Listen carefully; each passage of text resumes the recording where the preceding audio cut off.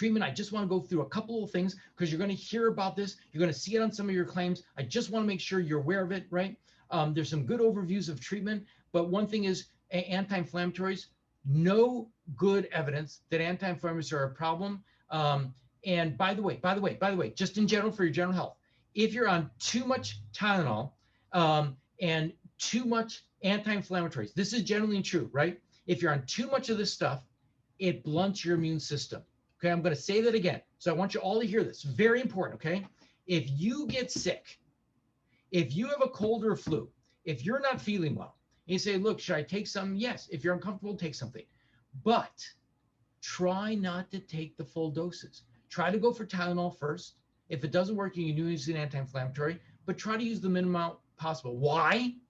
Because we have a natural response that when we have a fever, we're not feeling well, if you take high doses, it can blunt things. That's why treatment is so important to understand with this. Next, you're going to hear some stuff about, well, I heard people with high blood pressure are more at risk. And what about the blood pressure medicines they're on? Are they on it for work? Or are they on it, all that kind of stuff? First of all, there's no good data that the blood pressure medications make any difference. We already talked about sunlight, how important that was. You've heard the thing about the macrolides. They make no difference. You shouldn't do that. And there is good data about vitamin D, right? So if somebody says to you, look, I have a low vitamin D level, should I be using that as part of the treatment or something like that? It's totally reasonable to get people's vitamin D level up. That should be protective, okay? All right, that's a rest stop. Okay, here we go.